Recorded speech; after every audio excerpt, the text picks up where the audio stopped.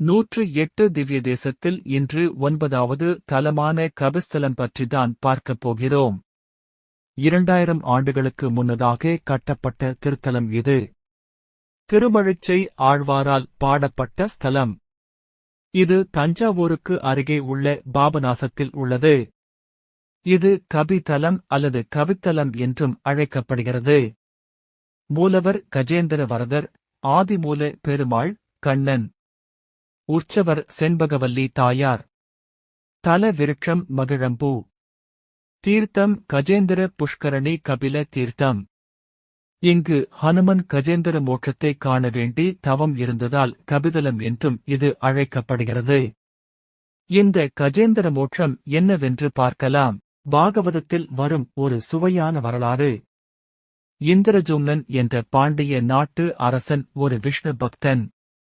ஒருமுறை அவன் தவத்தில் இருந்தபொழுது துர்சாச முனிவர் அவ்விடம் வந்தார்.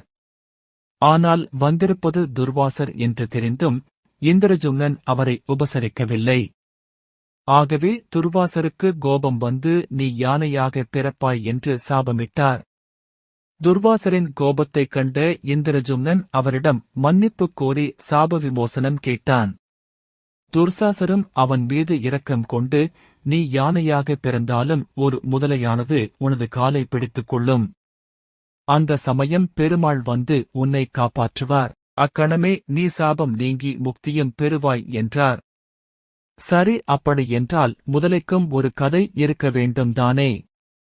ஆம், அதையும் பார்க்கலாம். கூவு என்ற அரக்கன் ஒருவன் இருந்தான்.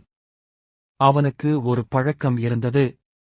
அதாவது தண்ணீரில் இறங்கி குளிப்பவர்களின் காலை இழுத்து அவர்களை கொன்று விடுவான். ஒரு சமயம் அகஸ்திய முனிவர் ஆற்றில் இறங்கிய சமயம் தண்ணீரில் மறைந்திருந்த கூவு அரக்கன் அகஸ்தியரின் காலை பிடித்து இழுத்தான். இவன் அரக்கன் என்று தெரிந்ததும் அகஸ்தியர் அவனுக்கு நீ முதலையாக மாறுவாய் என்று சாபமிட்டார். இப்படி மறு ஜென்மத்தில் கூவு அரக்கன் முதலையாகவும் இந்திரஜும்னன் யானையாகவும் பிறந்தார்கள்.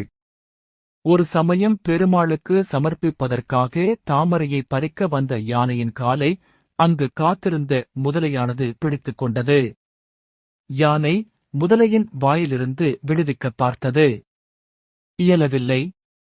கடைசியாக ஆதிமூலமே, என்னை காப்பாற்றும் என்று யானை அழைத்ததும் இதற்காக காத்திருந்த பகவான் கருட வாகனத்தில் வந்து முதலையை அழித்து யானையை ரட்சித்ததாக ஒரு புராணம் உண்டு.